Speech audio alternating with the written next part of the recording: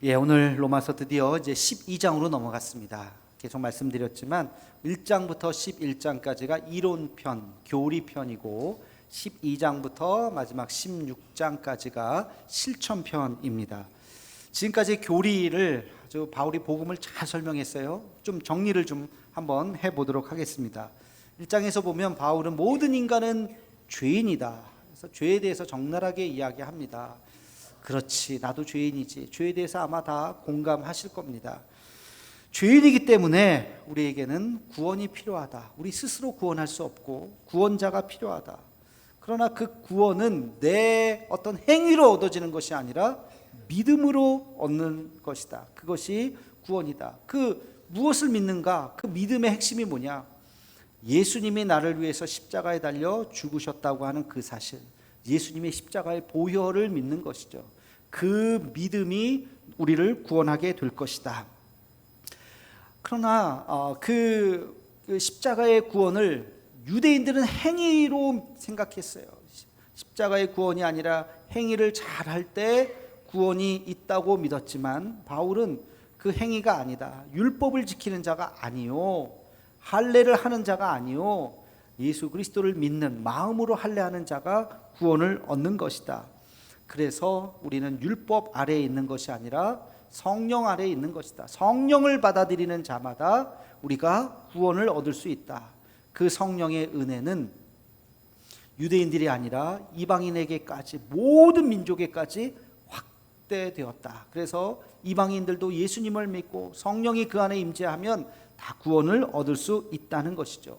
이 구원이라고 하는 것은 이미 시작되었지만 아직 완성된 것은 아니다. 여전히 우리는 구원을 향해서 달려가는 그 도상에 있다라고 이야기하는 것이 지금까지의 교리를 잘 정리한 내용입니다. 몇 가지 단어로 한번 압축해 보면 죄와 믿음, 십자가와 은혜, 율법과 성령, 구원과 성결이라고 하는 단어로 말을 할 수가 있습니다. 여러분, 이 로마서를 헬라어 원문으로 만약에 볼 수 있다면 헬라어 원문이 얼마나 유려하게 잘 쓰여졌는지 몰라요. 많은 학자들이 이 로마서를 보면서 감탄합니다. 단어 하나하나가 허투루 쓰여진 단어가 없습니다. 이스라엘의 문화와 이스라엘 율법을 잘 녹여낼 뿐만 아니라 그 당시에 사용되었던 헬라의 철학과 문화를 잘 담아내고 있었던 책이 바로 이 로마서입니다. 근데 바울은 이 11장까지 쓰고 복음을 잘 설명하고 끝낸 것이 아니라 12장부터 그래서, 그러므로라고 시작하죠. 12장은 그래서, 그러므로 이제 우리는 어떻게 살아야 할 것인가, 삶에 대한 실천 이야기를 아주 구체적으로 계속해서 이야기해 나가고 있습니다. 이게 바울 서신의 특징이에요. 바울은 이론만 이야기하고 끝난 것이 아니라 갈라디아서에도, 고린도전서, 고린도후서에도 이론을 이야기했다면 그 말씀 그대로 우리가 이 땅에서 어떻게 살아야 할 것인가에 대해서 구체적으로 이야기하고 있습니다. 여러분, 이 실천에 대한 우리의 생각이 있어야 돼요. 신앙은 관념이 아니에요. 믿고 끝나는 것이 아니에요. 우리의 믿음을 어떻게 실현해 나갈 것인가에 대한 오늘날의 우리의 행동에 대해서 우리는 적용을 해야 되는 것입니다. 많은 신학교에서 모토로 삼고 있는 것이 있어요. 그게 경건과 학문. 우리 장로회 신학대학도 경건과 학문이라고 한경직 기념관 앞에 들어가는 입구에 크게 한자로 써 있습니다. 근데 경건과 학문뿐만이 아니라 실천까지 이야기해. 실천. 그래서 감리교 신학대학도 마찬가지. 경건과 학문과 실천. 우리 모두에게는 경건이 필요하죠. 그건 뭐 신학생뿐만이 아니라 목회자뿐만이 아니라 우리 성도들 모두에게 필요한 것입니다. 개인적인 경건이 있어야 돼요. 하나님 앞에서 무릎 꿇을 수 있는 우리의 마음이 필요합니다. 근데 목회자가 된다고 하는 것은 그것만 있어서는 안 되고 학문이 있어야 돼요. 여러분, 학문이라는 게 뭘까요? 학문은 역사의식과 그리고 성경을 해석할 수 있는 해석의 능력과 비평의 의식이 함께 있는 것입니다. 역사의식이 있어야 돼요. 이 세계가 어떻게 여기까지 흘러나와 있고 지금 우리는 어디에 서 있는가 하는 역사의식이 있어야 되고, 2000년 전, 3000년 전에 이 하나님의 말씀을 오늘의 우리에게 주시는 말씀으로 해석할 수 있는 해석학적 능력이 필요합니다. 그리고 무엇이 기독교적인 것이고 무엇이 반기독교적인 것인가, 무엇이 하나님께서 원하시는 것이고 무엇이 하나님께서 원하시지 않는 것인가 하는 이 시대를 볼 수 있는 시대적인 비평의 능력이 있어야 합니다. 그래야 신학도 하고 목회도 하고 할 수 있는 것이죠. 그게 학문의 영역이에요. 근데 그것만 있으면 끝이 아니에요. 한 가지가 더 필요한데 그게 바로 실천입니다. 학문적으로 연구했으면 이런 거구나 하고서 연구를 했으면 이제 그것을 우리 삶의 현장에서 구현해 내어야 하는 것입니다. 성경에서 말씀하셨던 하나님의 나라를 우리가 이 땅에서 만들어 나가야 하는 것이에요. 만들어 나가는 장이 어디냐? 그게 바로 교회라는 것입니다. 그래서 많은 신학교에서는 신학은 교회를 위한 학문이다. 그래서 이 신학이 결국 꽃 피우는 곳이 바로 교회라는 거예요. 이 교회는 여러분 성도들이 다 교회 와서 하나님의 말씀을 배우죠. 여러분 하나님 말씀 어디서 배웁니까? 어디 딴 데서 배우시면 안 돼요. 이단일 가능성이 높아요. 하나님의 말씀은 반드시 교회에서 배워야 돼요. 하나님의 말씀을 하나하나 배우고 여러분이 진리 안에 굳건하게 서서 세상에 나가서 빛과 소금의 역할을 감당하며 또 교회는 하나님의 나라를 확장해 나가는 이 교회를 든든히 세워 나가는 것이 신학이요, 그것이 바로 우리에게 주신 하나님의 사명이라고 하는 것입니다. 그래서 경건이라고 하는 우리의 정체성과 학문이라고 하는 이 성숙함, 교회라고 하는 이 실천의 장이 삼위일체가 되어서 잘 하나가 되었을 때 이 땅에 하나님의 나라를 우리가 실현해 나가면서 살아갈 수 있는 것이죠.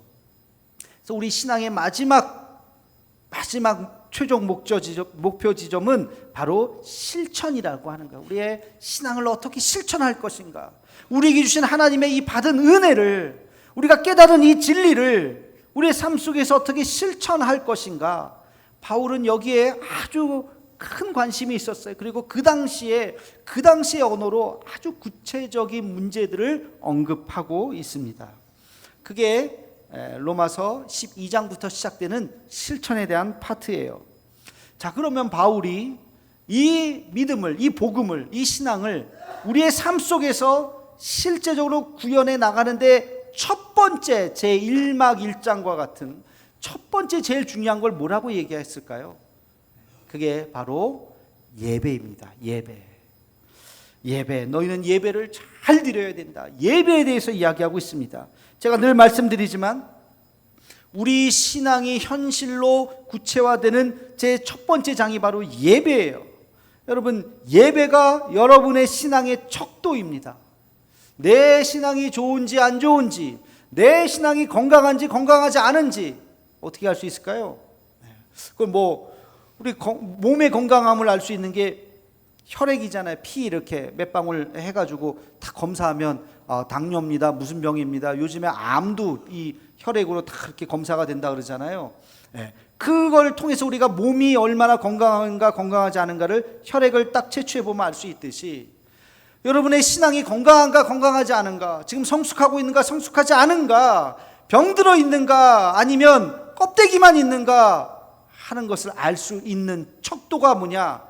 그게 바로 예배라는 겁니다. 예배 드리는 모습을 딱 보면 알 수 있다는 거예요.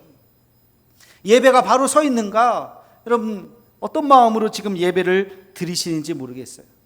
우리의 마음가짐, 또 우리의 자세, 이것을 한번 스스로가 잘 점검해 보면 내가 진짜 하나님 앞에서 올바르게 서 있는지, 아니면 진짜인 것처럼 보이지만 실상은 가짜인지 스스로 점검해 볼 수 있다는 것입니다. 예배가 무엇일까요? 그러면 예배를 간단하게 정의해 보면 하나님과의 만남입니다. 그렇죠? 예배는 하나님과의 만남이에요. 조금 더 부연해서 설명을 해보면 하나님과 목적과 형식을 가지고 만나는 만남이에요.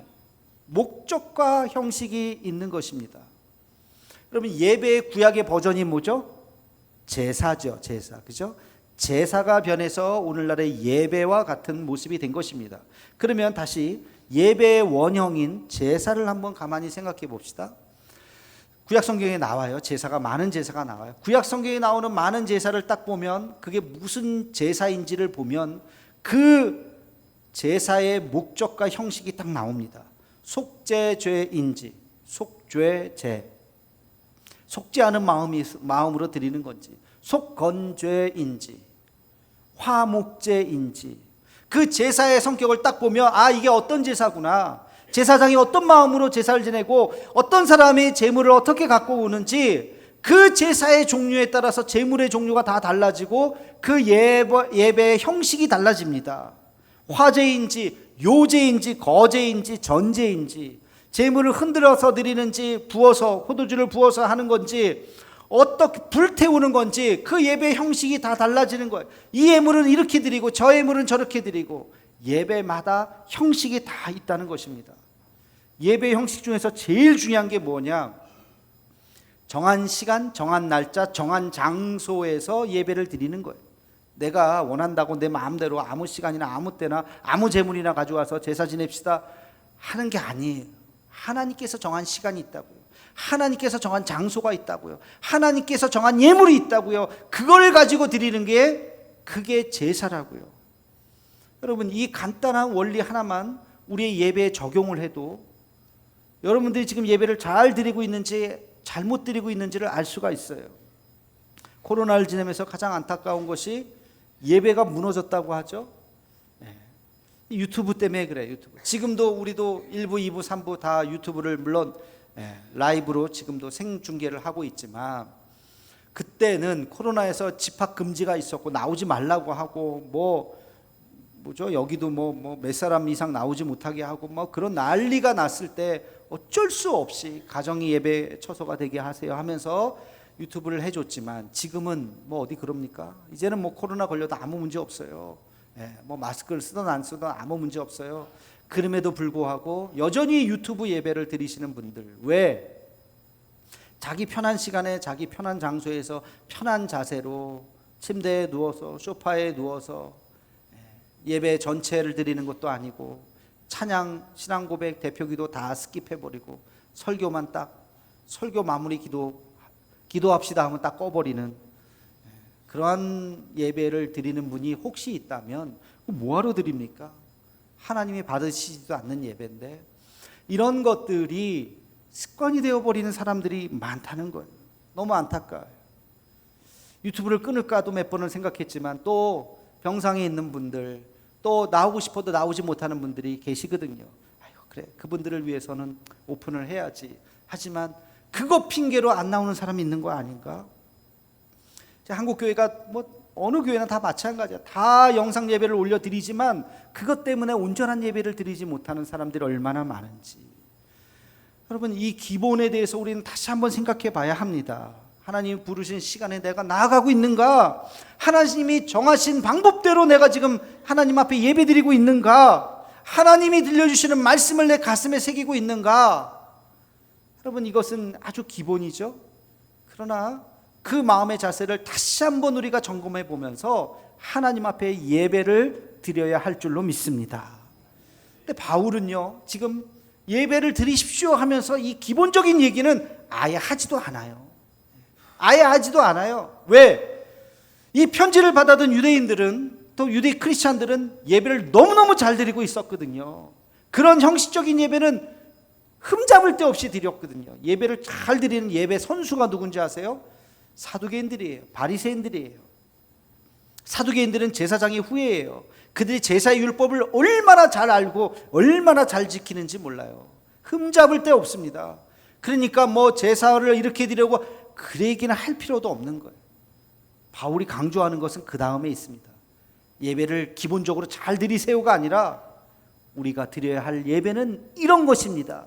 우리 함께 같이 로마서 12장 1절 말씀을 함께 같이 읽겠습니다. 시작. 그러므로 형제들아, 내가 하나님의 모든 자비하심으로 너희를 권하노니 너희 몸을 하나님이 기뻐하시는 거룩한 산제물로 드리라. 이는 너희가 드릴 영적 예배니라. 아멘. 바울이 지금 예배를 잘 드려야 됩니다 하면서 어떤 단어를 썼어요? 무슨 예배? 영적 예배를 드리십시오 그랬어요. 영적 예배를 드리십시오. 영적 예배가 무엇일까? 오늘 제가 여러분들과 함께 같이 나누고 싶은 이야기가 이겁니다. 영적 예배를 드리라고 그랬어요. 영적인 예배가 무엇일까? 오늘 말씀에 보면 두 가지로 이야기하고 있어요. 첫 번째는 거기 보면 너희 몸을 하나님이 기뻐하시는 거룩한 산제물로 드리라. 무엇을 드리라고요? 너희 몸을. 제사 지내려면 제물이 있어야 되잖아요. 그 제물이 뭐예요? 너의 몸을 드리라는 거예요. 거룩한 산제물로 드리라는 거예요. 여러분, 구약에서 가장 귀한 제물, 가장 가치가 있는, 가장 소중한 제물이 뭔지 아세요? 흠이 없어야 돼요. 일단 상처나면 안 돼요. 흠없는 1년 된 숫양. 흠없는 1년 된 숫양. 그게 가장 고귀한 1년 된이라고 하는 게 중요해요. 죽어가는, 얘 병들었는데 얘 내일 죽을 것 같은데 빨리 제사 지내라, 야. 그런 게 아니에요. 죽어가는 거 가지고 어차피 얘 죽을 것 같으니까 빨리 제사 지내는데 끼워 넣으라는 게 아니에요. 아주 가장 가치 있는 1년 된 순양을 그렇게 하나님 앞에 드리는 거예요. 그게 가장 소중한 제물입니다. 그게 거룩한 제물이에요. 여러분은 지금 1년 된 흠없는 소중한 양의 모습을 하고 있습니까? 제가 지금 얘기하는 걸 오해하시면 안 돼요. 아이고, 내 나이가 지금 벌써 1년이 아니라 한 30년 된 양 같은데 나이 얘기하는 게 아니에요. 또 어떤 분은 내가 목욕 깨끗하게 했는데, 목욕하라는 얘기도 아니잖아요.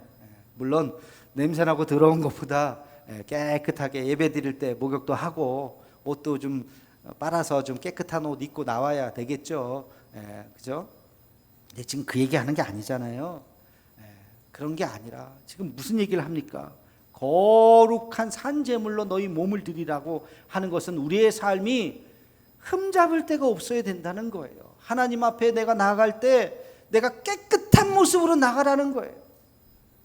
그래서 교회에서는 술, 담배 하지 말라고 이야기하는 거예요. 술에 쩔고 담배에 쩔고 그래서 냄새나고 그 모습으로 그냥 이렇게 앉아서 예배드리는 것이 아니라 우리의 몸이 성전인데, 몸이 성전이잖아요. 하나님의 거룩한 성전을 깨끗하게 청소하듯이 술에 임박히지 않고 담배에 쩔지 않고 깨끗한 모습으로 나오라는 거예요. 여러분, 늘 말씀드리지만 술, 담배는 구원과는 관계없어요. 술 먹는다고 구원 못 받거나 담배 핀다고 구원 못 받지 않습니다. 전혀 관계없습니다. 그러나 거룩함과는 관계가 있어요. 여러분이 하나님의 거룩한 사람이 되기를 원한다면 끊어야죠. 그런 거 끊어야죠. 술, 담배뿐만이 아니죠. 어디 중독되어 있는 것이 혹시 있다면 그것이 무엇이든, 우리 중에 마약 중독자는 없을 테니까.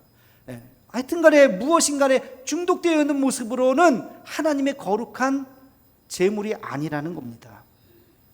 여러분, 이런 것뿐만이 아니에요. 제가 얼마 전에 충격적인 이야기를 들었는데, 가까운 지인이에요. 목회자가 아니라 우리 성도 평신도인데 이런 얘기를 하더라고요. 목사님 아세요? 뭐요? 그랬더니 직장 다니는 사람 중에 과장을 조금만 섞으면 2명 중에 1명이 바람 피워요 그러더라고요.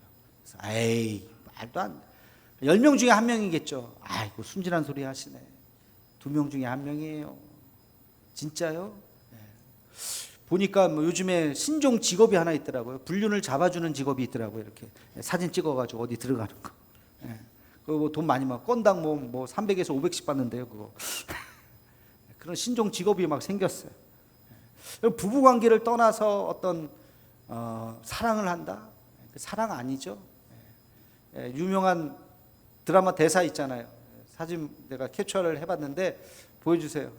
사랑에 빠진 게 죄는 아니잖아. 아주 멋진 명대사를 날려서 저 사람이 이제 국민 밉상이 돼버렸는데, 저렇게 자기 합리화를 하면 안 됩니다. 그런 걸 본인은 사랑이라고 우길지 모르지만 그걸 뭐라 그래요? 불륜이라고 하는 거예요. 불륜. 여러분, 개념 정리를 잘 하셔야 돼요. 불륜은 죄이고 간음은 성경에서 금하는 죄입니다. 우리가 이것을 분명히 깨달아야 돼요.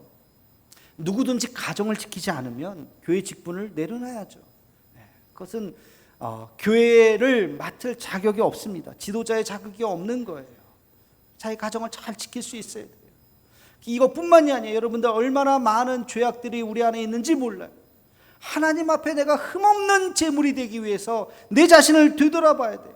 내가 혹시 이런 잘못을 하고 있는 것은 없는가? 사기치고 뭐 남의 하여튼 잘못을 하면서 내가 교회 와서 예배드리고 있는 모습은 아닌가? 흠없는 제물을 드리라. 너희 몸을 흠없는 제물로 드리라고 말씀하고 있습니다. 우리의 삶이 하나님 앞에 진정한 제물이 될 수 있는 그런 몸과 마음을 가질 수 있는 우리 모두가 되기를 주의 이름으로 축원합니다. 한 가지 더 말씀을 드릴게요. 영적 예배를 드리라. 영적 예배는 뭐냐? 그러면 예배 드리는 이 한 시간이 아니라 우리의 삶 전체가 다 예배라는 거예요. 그러니까 예배 드려라 그러면 요 한 시간을 의미하죠. 이 한 시간. 그러나 사도 바울은 오늘 이야기합니다. 이 한 시간이 아니라 너희의 몸을 산제물로 드리는 온전한 영적 예배를 드리라. 24시간 365일이 다 예배라는 거예요. 여러분, 우리가 세상에서 만나는 사람들, 거래처 사람들이거나 누구든지 세상 사람들 만나죠. 그 사람들을 만나고 대하고 우리가 할 때 하나님을 만나듯이 만나라는 거예요. 주를 만나듯이 만나라는 거예요. 여러분이 하고 있는 어떤 직장에서의 그 일들, 하나님께서 내게 주신 사명을 다하듯이 그 일을 하라는 거예요. 다 관계가 있다는 것입니다. 모든 삶의 영역에서 주의 음성을 들을 수 있어야 되는 거죠. 그렇지 않으면 그것이 온전한 예배가 아니다. 예배자의 삶이 아니라고 이야기하고 있어요. 여러분은 지금 예배자의 삶을 살고 계십니까? 여러분의 신앙과 교회 안에서의 여러분의 모습과 교회 바깥에서의 여러분의 모습이 동일하십니까? 8월 말에 우리 태국의 목회자들이 이국찬 선교사님이 태국에 이제 전문 또는 이제 거기 노예에 관련되신 분들을 모시고 우리 포항에 옵니다. 지난번에 우리 포항 남노회하고 태국의 치앙마이 일로회하고 MOU를 맺어서 우리가 한국에 이 부흥하는 이 교회들의 모습을 보여주고 한국 교회가 어떻게 성장하게 되었는지를 이제 기독교 인구가 3%밖에 되지 않잖아요. 그들에게 좀 보여주면서 도전을 주려고 이제 그들을 이제 8월 말에 이제 오게 되는데요. 우리 교회가 이제 강의도 좀 하고 이제 한 하루 이틀 정도 있다가 이제 교회를 탐방하게 될 겁니다. 월요일 날 와서 토요일까지 있게 되는데 저보고 이제 강의 하나를 좀 하라 그래서 제가 맡은 강의가 한국 교회의 부흥의 역사입니다. 한국 교회가 50년, 60년대부터 물론 이제 130년이 됐지만 전쟁 이후에 아주 기독교 인구가 얼마 되지 않았잖아요. 근데 어떻게 이렇게 갑자기 한국 교회가 이렇게 부흥하게 됐는지 그것에 대해서 이제 태국에 있는 목회자들에게 이야기를 하는데요. 제가 이제 이 부분을 이제 쭉 놓고 강의 준비하면서 놀라운 걸 깨달았어요. 우리 한국 교회에 DNA가 있구나. 교회 성장 부흥의 4가지의 DNA가 있어요. 첫째는 뭐냐면 예배를 사모하는 마음이에요.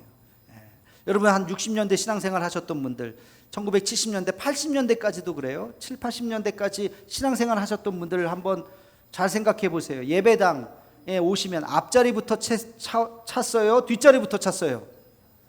예? 당연히 앞자리부터죠. 앞자리 쟁탈전이 벌어졌어요. 앞자리 서로 앉으려고.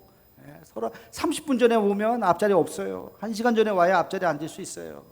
앞자리 꽉 차면 뒤에 안 앉고 오히려 막 강대상 이 밑으로 올라오려고 그랬던 게 80년대 정도까지 그런 것 같아요. 90년대 초반 정도까지. 요즘에는 앞자리부터 차요? 뒷자리부터 차요? 물어보지 않겠습니다. 어떻게 다 그렇게. 예배를 사모하는 마음이 우리가 그때 얼마나 있었는지 몰라요. 두 번째 DNA는 성경을 사모하는 마음이에요. 성경을 열심히 읽고 1년에 한 번 읽는 건 기본이잖아요. 그죠? 1년에 1독 하는 건 기본이에요. 2독, 3독, 10독, 20독 하는 사람 나오고 성경을 읽는 것뿐만이 아니라 외우고 또 쓰고 성경을 얼마나 우리가 사모하는지 한국교회 DNA예요. 세 번째는 복음 전도에 대한 구령 운동이 있습니다. 교회마다 전도대 없는 교회가 어디 있어요? 전도대. 우리 없이 살았던 옛날에는요. 하나님 앞에 드릴 예물이 없으니까 날연보를 냈어요. 날을 드렸다고요. 돈을 드리는 게 아니라. 하나님, 내가 돈이 없습니다. 내 시간을 드리겠습니다. 월요일을 드리겠습니다. 날연보를 해서 월요일마다 나와서 복음 전하는 거예요. 저는 화요일을 드리겠습니다. 화요일날 나와서 복음 전하는 거예요. 날연보가 유행처럼 있었어요. 복음 전하는데 열심히 해요. 이게 한국교회 DNA예요. 네 번째는요, 당연히 뜨거운 기도죠. 한국교회 어떤 큰 교회건 작은 교회건 새벽 기도 없는 교회가 있습니까? 다 새벽 기도 있죠. 다 철야 기도 있죠. 다 모여서 기도합니다. 전 세계 어디를 가보세요. 새벽 기도 있는 교회가 있나? 없어요. 있다면 한국교회 영향을 받은 교회예요. 새벽 기도 있는 나라가 없어요. 한국만 있습니다. 이게 한국교회 부흥의 DNA예요. 와, 그래프 한번 보여주세요. 그래프 한번 보면요, 우리나라가 1960년대에 5%는커녕 지금 2%, 3%였대요. 저 때만 하더라도 기독교인 비율이 얼마 되지 않았다. 근데 갑자기 70년대, 80년대, 90년대 한국 전체 인구의 20%가 넘을 때까지 막 부흥하고 성장하죠. 엄청납니다. 저 시대를 우리도 모르게 어마어마한 시대를 우리가 맞이했었어요. 그 다음 사진 한번 보여주시면, 근데 저게 2000년대를 중심으로 해서 꺾였어요. 2000년, 2010년까지 20%가 15% 밑으로 내려왔습니다. 수치상으로 5%만 내려온 것 같죠? 여러분, 5%가 아니에요. 우리 5천만 중에 1000만이라고 잡으면 5%가 1000만에 25%가 떨어진 거예요. 4분의 1이 떨어져 나간 거예요. 지금은 15% 밑으로 떨어졌다고 얘기합니다. 저 한 20년 동안 무슨 일이 있었을까? 저렇게 우리가 교회마다 그냥 꽉꽉 성전 지은 지 5년, 10년 만에 다시 짓는 교회가 있을 정도로 저렇게 부흥했던 시절이 있었는데 어떻게 2000년이 지난 어느 날부터 저렇게 한국교회가 저렇게 줄어들기 시작했을까? 도대체 무슨 일이 일어났지? 여러 가지 원인이 있습니다. 경제가 성장해서 우리가 생활 수준이 높아지고 주 5일제가 본격화되고 그런 얘기들 해요. 일부 맞을 수도 있어요. 근데 주 5일제 된다고 해서 미국은요, 주 5일제가 돼도 교회 숫자 그렇게 줄지 않았어요. 교회 크리스찬 퍼센트 그렇게 줄지 않았어요. 최근에 와서 조금 그렇지 40%, 50%, 60%까지 올라갔던 나라예요. 근데 우리는 왜 저런 일이 있었을까? 여러분, 그게 바로 원인은 한 가지예요. 예배와 삶이 분리되었기 때문에 그렇습니다. 교회 안에서는 훌륭한 장로님, 훌륭한 성도님이에요. 교회 밖으로 나가면 아주 이기적이고 자기만 알고 못된 사장님으로 기억되는 사람들이 많았다는 거예요. 그게 2000년 이후에 나타난 한국교회의 아주 안타까운 모습입니다. 그걸 어떻게 알 수 있느냐? 교회 바깥에 있는 사람들이 교회를 어떻게 보는지 보면 알 수 있어요. 여러분, 우리가 2000년 이후에 문화산업이 굉장히 많이 발달했어요. 영화라든지 드라마라든지. 영화 드라마를 만들고 거기에 나오는 수많은 사람들이 등장하죠. 거기에 기독교인들이 등장해요. 긍정적인 모습은 거의 없어요. 다 부정적인 모습이에요. 제가 몇 가지만 얘기해 볼까요? 예전 영화인데요, 영화 투캅스라고 있었어요. 옛날에 안성기 나오고 박중훈 나왔던 영화. 거기 경찰관이 나와요. 경찰관이 뇌물 받고 뒷돈 좋아하고 음식 먹고 돈도 안 내고 가고는 그런 아주 부조리한 경찰이 주일날 교회 와서 아버지 하면서 자기 뒷돈 받았던 거 갖고 헌금하면서 주여, 이런 장면이 나와요. 웃고 넘길 수 있겠죠. 영화 밀양이라고 하는 영화가 있어요. 초등학교 아이를 유괴해서 죽였어요. 감옥에 갔어요. 그 부모가 이제 전도를 받고 자식을 죽인 사람을 용서해 주라고 해서 정말 자기는 큰 마음 먹고 그 범인을 만나러 교도소에 갑니다. 그런데 너무나도 편안한 얼굴로 앉아 있어요. 아, 오셨네요. 하나님이 저를 용서해 주셨습니다. 셀프 용서한 거예요. 셀프 용서. 아니, 내가 당신을 용서하지 않았는데 누가 당신을 용서했습니까? 나 예수님 믿고요. 하나님이 나를 용서해 줘요. 나는 마음이 너무나도 편안합니다. 자식을 죽인 유기범이 그렇게 얘기하는 거예요. 여러분, 이 이야기가 뭐예요? 세상 사람들이 눈에 비치는 기독교인들의 모습인 거예요. 사회에서 아무리 범죄들에도 교회 와서 주여 하면은 끝이라는 거예요. 여러분 진짜 그렇습니까? 그런 모습으로 비치는 거예요. 드라마 수리남이라고 있어요. 넷플릭스 드라마. 거기에 마약, 아주 그냥 마약 왕이에요. 마약에서 그냥 온갖 못된 짓을 다 하는 마약 왕의 직업이 목사예요. 목사. 막 설교하고 막. 영화 도간이라고 있어요. 보신 분 있었겠지만 아동을 성폭행합니다. 아동 성폭행 아주 오랜 동안 아동을 성폭행한 사람이 학교 교장인데 그 사람이 교회 장로로 나옵니다. 오징어 게임 많이 보셨죠? 거기에 보면 어떤 사람이 피를 흘리고 길바닥에 쓰러져 있어요. 죽어가고 있어요. 한 어떤 아줌마가 와요. 그래서 어유 쳐다보면서 그 사람 죽어가면 병원에 빨리 실어 날라야 하는데 쳐다보면서 하는 말이 예수 믿으세요. 예수 믿으세요. 오징어 게임은 전 세계 사람들이 지금 많이 봤는데 그거 보면서 저 기독교인들 모습이 저게 어떻게 보였을까? 넷플릭스 드라마 중에 더 글로리라고 학교 폭력을 다뤘던 드라마 하나 있죠.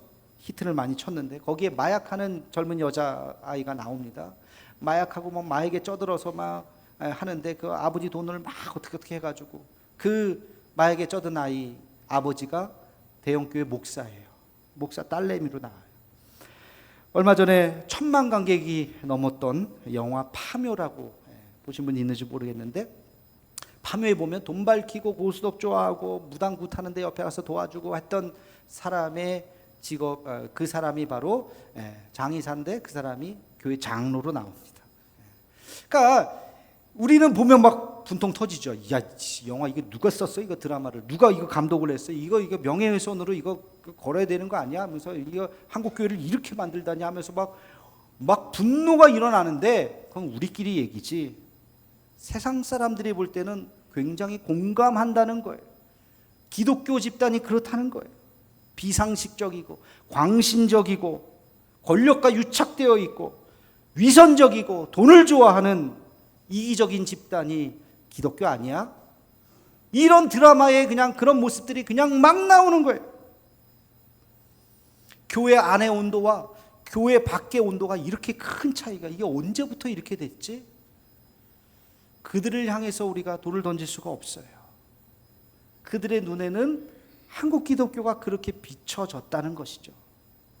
40년은 부흥했지만 20년째 쇠퇴하고 있습니다. 다시 우리는 이 바울의 말에 귀를 기울여야 돼요. 너희 몸을 하나님이 기뻐하시는 거룩한 산제물로 드리라. 이것이 너희가 드릴 영적 예배니라. 영적 예배가 무엇입니까? 교회 안과 교회 밖이 같아야 돼요. 교회 안에서 욕하시는 분 없죠? 교회 바깥에서도 욕하면 안 돼요. 교회 안에서 누구 막 미워하거나 그러지 않죠? 우리 사랑한다고 이야기하죠? 교회 바깥에서도 그래야 돼요. 교회 안에서 우리가 그래도 정직하고 진실하려고 애쓰죠? 바깥에도 그렇게 해야 돼요. 근데 우리의 삶과 신앙이 일치하지 않았기 때문에 아이고 교회 다니는 사람들 하면서 이런 영화들이 난무하고 있어요. 얼마나 뼈아픈 현실인지 모르겠습니다. 다시 한번 우리가 이 바울의 영적 예배를 드리라고 하는 이 말씀을 가슴에 새기고 하나님 앞에서 주여 나 때문입니다. 우리 때문입니다.